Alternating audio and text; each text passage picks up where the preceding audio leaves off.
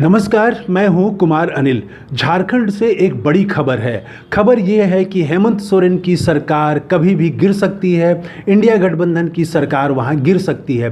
हुआ ये कि चंपई सोरेन जो पूर्व मुख्यमंत्री हैं और जब हेमंत सोरेन जेल में गए थे तो उन्हें मुख्यमंत्री बनाया गया था, वो भारतीय जनता पार्टी में शामिल होने वाले हैं। उन्होंने सोशल मीडिया एक्स से जो उनका परिचय था वहाँ से जेएमएम हटा दिया है, शिबू सोरेन की तस्वीर हटा दी है और दिल्ली वो पहुंचे हैं तो कैसे? वो सड़क मार्ग से जमशेदपुर से कोलकाता पहुंचे और कोलकाता से वो दिल्ली पहुंचे हैं, बिना किसी को बताए हुए पहुंचे हैं। एक दिन पहले जब पत्रकारों ने उनसे पूछा था कि आपकी बहुत चर्चा हो रही है कि आप भारतीय जनता पार्टी में जा रहे हैं, तो चंपई सोरेन ने इनकार नहीं किया था, भाजपा की कोई आलोचना निंदा नहीं की थी, कहा था कि अफवाह के बारे में उनको जानकारी नहीं है।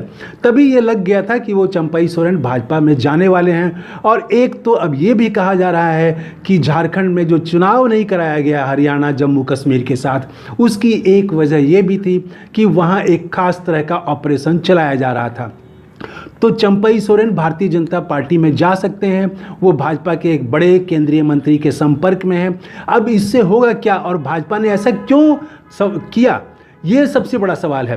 देखिए, भारतीय जनता पार्टी बहुत कोशिश कर रही थी। असम के मुख्यमंत्री को सामने ले आकर उनको इंचार्ज बनाया गया था और बांग्लादेशी घुसपैठी को बड़ा मुद्दा बनाने की कोशिश की गई थी। हिंदू मुसलमान की राजनीति कोशिश की गई थी, लेकिन हिंदू मुसलमान की राजनीति नहीं चल पा रही थी। बांग्लादेशी घुसपैठ का मुद्दा नहीं बन पा रहा था। तो अब भारतीय जनता पार्टी ने देखा कि अब राजनीतिक तौर पर वो नहीं जीत सकती है, तो वो इस तरह से आई है। जैसे फुटबॉल में, हॉकी में होता है कि जब नियम के अनुसार कोई टीम नहीं जीत पाती है तो आप देखते हैं कि तब वो फॉल खेलना शुरू कर देती है। जब वो हॉकी स्टिक से मारने के बजाय, गेंद पर मारने के बजाय, वो विरोधी खिलाड़ी के पैर पर मारना शुरू कर देती है, घायल कर देना शुरू करती है। तो कुछ इसी तरह का काम अब भारतीय जनता पार्टी ने शुरू कर दिया है। महाराष्ट्र का उदाहरण सामने है। महाराष्ट्र में ये सब किया उनको, लेकिन फ़ायदा नहीं हुआ अंततोगत्वा। महाराष्ट्र में आज स्थिति ये है कि भाजपा की हालत बहुत ख़राब है। लोकसभा चुनाव में उन्हें बहुत परेशानी हुई, उनकी सीटें कम हो गई, लेकिन इतना तो कह सकते हैं कि वो सरकार में हैं, लेकिन वहाँ फ़ायदा नहीं हुआ। उत्तराखंड में फ़ायदा नहीं हुआ। हाँ, मध्य प्रदेश में सरकार कांग्रेस को तोड़ के वो सरकार बनाई और फिर दोबारा सरकार में वो जीत के आ गई। मध्य प्रदेश उनका एक दूसरे तरह का उदाहरण ज़रूर है। तो शायद भाजपा को ये उम्मीद होगी कि अगर राष्ट्रपति शासन हम लागू कर देते हैं, अगर वहाँ पर भाजपा की सरकार बन जाती है, तब चूंकि प्रशासन पूरे नियंत्रण में हो जाएगा भाजपा के, तो चुनाव जीतना आसान हो जाएगा।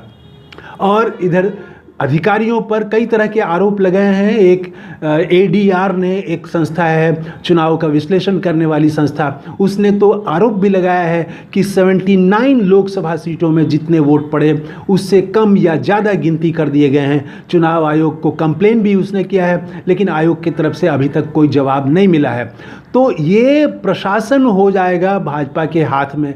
आप कह सकते हैं कि हेमंत सोरेन अगर मुख्यमंत्री नहीं रहे, राष्ट्रपति शासन लागू होता है तब, तो शायद भाजपा को ये उम्मीद हो कि यहाँ जनता को हम मना लेंगे, तरह तरह की योजनाएं देके हम जनता को मना लेंगे। लेकिन अब हेमंत सोरेन के सामने चुनौती ये है कि सरकार को कैसे वो बचाएं, और अगर सरकार गिर जाती है तो जनता में कैसे इसको बड़ा मुद्दा बना दें, ताकि अगर थोड़ा बहुत हेर फेर करने की भी कोशिश हो तो वो काम ना आए, बड़ा आंदोलन वहाँ पर वो खड़ा करें। ये उनके लिए बड़ी चुनौती हो जाएगी। तो झारखंड से ये खबर है और उथल पुथल हो गई है। पूरे झारखंड में सन्नाटा फैला हुआ है। मैंने कई मित्रों को फ़ोन किया, सब इंतज़ार कर रहे हैं कि देखें आगे क्या होता है। आपको कैसा लगा ये वीडियो, कमेंट करके ज़रूर बताइएगा। थैंक यू, धन्यवाद, जय हिंद।